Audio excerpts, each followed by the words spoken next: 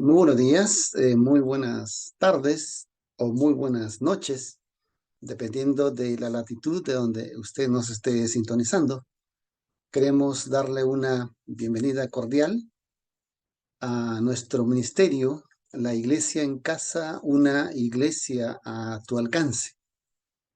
Y también, pues, una bienvenida a nuestra transmisión, Las Casas que Jesús visita. Y como es de su conocimiento, en esta transmisión nosotros estamos desarrollando la serie Las 40 razones bíblicas para establecer y multiplicar la iglesia en las casas. Y el tema para el día de hoy en esta serie es la número 18, donde vamos a aprender que las casas son los lugares para misericordia y liberación. De manera que lo invitamos para que usted comparta esta transmisión en sus contactos y amistades en las diferentes plataformas digitales. Y también, pues, invitarlo para que usted pueda unirse a nuestro grupo en YouTube, La Iglesia en Casa, una iglesia a tu alcance. Y también en nuestro grupo en Facebook, ¿no?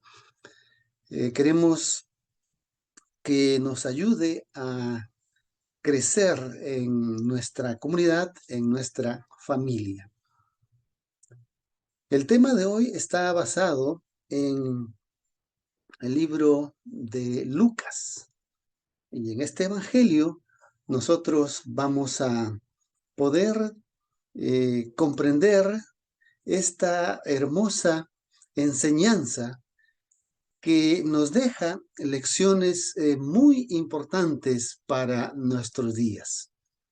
Y se trata sobre la experiencia que el Señor Jesús durante su ministerio tuvo que vivir o pasar para que nosotros podamos ser conscientes a lo largo de todas las edades mientras exista el cristianismo, de que estamos en esta vida y en esta tierra para un propósito.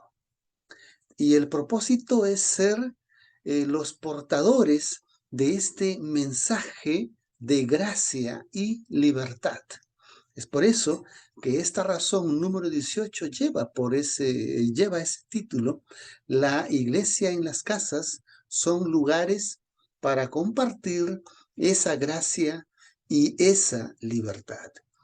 Y esta experiencia del Señor Jesús está registrada en el Evangelio de San Lucas, capítulo 14, desde los versículos 1 al 6, donde el Señor Jesús llega a la casa de un gobernante fariseo, y allí en esa casa él hace un milagro de sanar a un hombre que padecía una enfermedad, la cual consistía en que su cuerpo pues tenía retenciones de líquidos.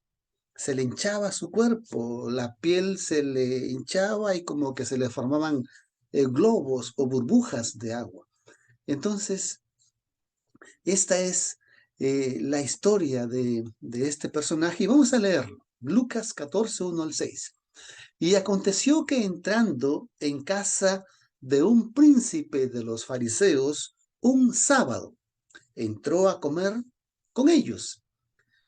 Ellos le acechaban, y he aquí cierto hombre hidróptico estaba delante de él, y respondiendo Jesús habló a los doctores de la ley y a los fariseos diciendo: ¿es lícito sanar en sábado? Y ellos callaron. Entonces él, tomando al hombre, le sanó y lo envió. Y él respondió diciendo: ¿a quién de vosotros, si le cayere un asno o un buey en un pozo de agua, no le sacará inmediatamente, aun cuando es un día sábado? Y no le podían replicar estas cosas. Es interesante que esta enseñanza es como que un complemento de la lección anterior. En la enseñanza anterior veíamos cómo es que el Señor Jesús reprendía a los escribas y fariseos porque eran una casta religiosa que habían hecho de la religión un culto y habían hecho de la religión un azote para los creyentes de aquel entonces, creyentes judíos. Y él los reprendió severamente por eso. Y aquí vemos que nuevamente él se encuentra con este grupo de gente. Pero lo que vamos a ver hoy es bastante interesante porque esta gente, llamado los escribas y fariseos, al invitar o al llevar a Jesús a una de sus casas, ellos lo hacían con un propósito y ese propósito era tenderle una trampa. Ese propósito era buscar la más mínima falla para poderlo acusar. Miren lo que dice el versículo 1. Y aconteció que entrando en casa de un príncipe de los fariseos un sábado a comer y ellos le acechaban. Vamos por partes. Aquí en primer lugar vemos que el Señor Jesús llega a una casa. Y en esta casa, esta es la razón número 18 de esta serie, en esta casa Él hace un milagro. Y con ese milagro, Él nos da la razón que la casa y la iglesia que se establece en una casa, uno de los propósitos o una de las razones es para que se convierta en un lugar de gracia y liberación. ¿Por qué? Porque aquí, como ya hemos leído, Él hace este milagro y para esta persona que recibió este milagro, pues fue un milagro de gracia, fue un milagro de liberación. Y con este milagro, el Señor Jesús nos enseña más de una lección. Vemos además aquí que esto ocurrió un día sábado. Y para los judíos del tiempo del Señor Jesús, el día sábado era lo que ellos pues denominaban el día sagrado, el día de descanso, el día de adoración a Dios.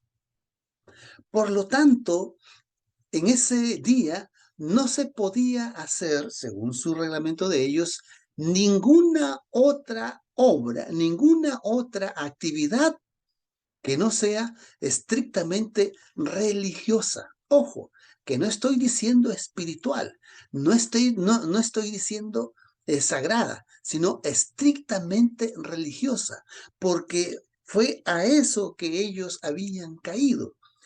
En la lección anterior yo les decía que ellos habían interpretado la Torá y como producto de esa interpretación habían elaborado un documento en 15 tomos llamado Talmud. Y ese Talmud, pues cada tomo tenía 1000 páginas. Y ese Talmud era el producto de esa interpretación de la Torá. Y hablando de este día de reposo, pues tanta era la reglamentación que habían elaborado para la observancia de este día de reposo, tanta era la religiosidad que inclusive habían llegado a la exageración de que usted tenía cierta cantidad de pasos para caminar ese día. Si usted daba un paso más, había cometido un pecado. Era tanto el extremo de la exageración que el Señor Jesús hace este milagro para enseñarles a ellos y a nosotros lecciones muy importantes. El Señor Jesús sabía que estos fariseos lo habían invitado a esa casa, no para pasar un momento de camaradería con él, no para disfrutar de las enseñanzas de él, no, sino para poder buscar la ocasión de cómo hacerle caer. Tanto así que en esa casa le preparan, vamos a decir, la piedra de tropiezo. Y la piedra de tropiezo era esa persona enferma. Ahora ustedes pueden imaginarse cuán insensibles eran estos escribas y fariseos que jugaban con el dolor de las personas enfermas. Pues así eran. Y desgraciadamente en la actualidad también así son los religiosos y peor aún los dirigentes religiosos. Entonces Jesús, pese a que sabía que a eso iba, él, pues como el creador del sábado, como el creador de la humanidad, como el creador de toda la creación, él lo que hace allí es el propósito para el cual él había venido. Entonces, hemos leído ahí la palabra acechaban. Y esta palabra acechaban, como ya lo mencioné, y vuelvo a enfatizar, era que ellos buscaban la ocasión de cómo hacerle caer, de cómo hacer que él tropiece en esa piedra para luego ir y acusarle. Dice el versículo 2, y he aquí cierto hombre hidróptico estaba delante de él. Y respondiendo Jesús a los doctores de la ley y a los fariseos les dijo una pregunta, ¿es lícito sanar en sábado? Y ellos callaron. Entonces él tomándole le sanó y le envió. Yo les hago esta pregunta para reflexión a ustedes. ¿Estos fariseos sabían la respuesta? La respuesta es sí, sí la sabían. Pero por qué enmudecieron? ¿Por qué quedaron callados? Porque si ellos decían sí y si ellos decían no, entonces se iban a meter en problemas, en cualquiera de las dos respuestas que ellos hubieran dado. Dado ese silencio, el Señor Jesús les da la respuesta. Y la respuesta que el Señor Jesús les da es con una acción. Y la acción es hacer ese milagro de sanar a ese enfermo. Entonces, si yo les quisiera hacer una pregunta un poquito diferente, entonces, ¿para qué el Señor Jesús les hizo esta pregunta? Pues el Señor Jesús les hizo esta pregunta para demostrarles a ellos que el día sábado es un día en el cual se tiene que hacer la voluntad de Dios y no la voluntad que ellos habían elaborado en ese Talmud. Y la voluntad de Dios aquí, en esta lección, es presentar esas obras de gracia y de liberación. Es decir, a este hombre, el Señor Jesús lo liberó de ese azote, de esa enfermedad que tenía. Y gracia, ¿por qué? Porque le dio ese mensaje de esperanza y de salvación para su alma, cosa que no hacían estos hombres religiosos. Algunos, pues, les cuesta entender. Y aquí esta experiencia de estos hombres religiosos también se ve hoy en la actualidad, donde hay gente que le da más importancia a la letra de la Biblia antes que el espíritu de la Biblia. Hay gente que le da mucho más importancia a las formas antes que el fondo del contenido. Hay gente que le da más importancia a lo legal, a lo farisaico, a lo literal, en vez de darle importancia al sentido espiritual del mensaje de la palabra de Dios. Hay gente que antepone por los ritos y formas religiosas en vez de poner delante la sensibilidad y la necesidad, tanto física como espiritual de las personas. Y el Señor Jesús aquí les hace una comparación inclusive a ellos, ¿no?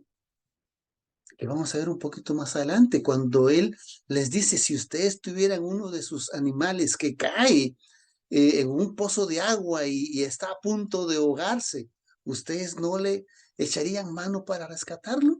Y entonces, ¿cuánto más vale ante los ojos de Dios el alma humana, la persona? El Señor Jesús ofrendó su vida en la cruz del Calvario. Si en este mundo solamente hubiera existido un solo hombre pecador, por esa única persona, Cristo hubiera venido a ofrendar su vida. Sin embargo, a veces el ser humano es tan inhumano, es tan indolente, tan indiferente, que aún en su misma comunidad religiosa pueden haber familias o personas con necesidades y no es con ellos. Son indolentes, son insensibles. Es por eso que el Señor Jesús les pregunta, ¿a quién de vosotros si se les cayere el asno o el buey en un pozo, no lo sacará inmediatamente, aun cuando es un día sábado, un día de reposo, como ya lo mencioné, que para ellos era sagrado, que para ellos era un día en el cual no se podía hacer nada que ellos llamaban secular, sino solamente estrictamente religioso? Y vuelvo a enfatizar, estrictamente religioso, no era estrictamente espiritual. Lo que el Señor Jesús sí fue espiritual, lo que Él hizo. De liberar a esa pobre alma, a ese pobre hombre enfermo, de ese azote, de esa enfermedad física y liberar su espíritu, su alma, de esa esclavitud del pecado. Es por eso que esta razón número 18 es la iglesia en las casas. Son lugares para gracia y liberación. ¿Quién de vosotros está dispuesto a aceptar este reto de poner en primer lugar la vida de las personas y la vida eterna de las personas antes que los ritos, antes que las costumbres, antes que el formalismo religioso? Y de esta lección tenemos que aprender mucho, muchísimo, porque ese fariseísmo y ese legalismo de los tiempos del Señor Jesús está presente y está latente en todas las organizaciones religiosas, en todas las denominaciones, en todas las instituciones religiosas, en todos los ministerios religiosos.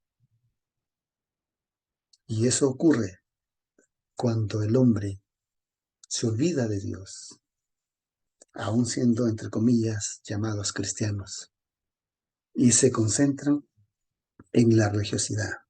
Dicho de otra manera, se concentra tanto en la viña del Señor que se olvidan del Señor de la viña.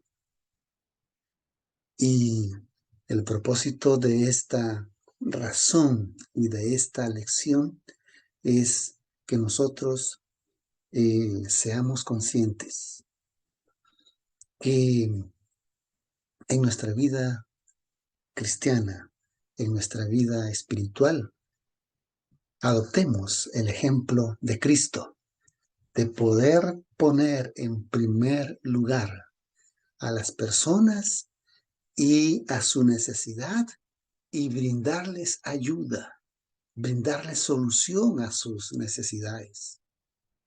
Si es una necesidad material o física, pues ser consecuentes con ello. Si es una necesidad espiritual, pues también ser ayuda para ellos. Si es una necesidad emocional o psicológica, también ser un soporte para ellos. Pero aquí quiero enfatizar un punto más. El día sábado, el día de reposo para los judíos.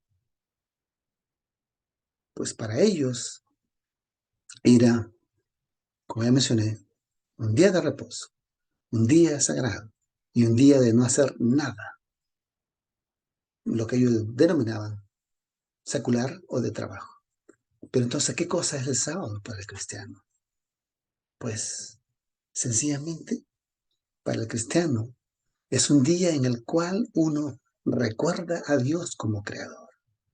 Es un día en el cual uno recuerda a Dios como el libertador.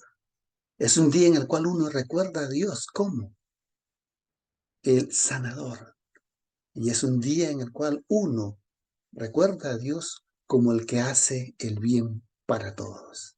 Y ese es el ejemplo que nosotros necesitamos aprender. En ningún momento aquí vemos que el sábado en esta experiencia es un día de culto. No, es un día para hacer el bien. Es un día para sanar, para compartir. Es un día para bendición. Y la iglesia en casa es la que sigue este modelo de Cristo. La iglesia en casa es el lugar para dejar de ir a la iglesia de templo, de formas, de rituales y de legalismo, para convertir la casa en un templo viviente, para convertir la casa en el lugar que sirva para rescatar las almas, que sirva de bendición para todo aquel que se congrega con nosotros.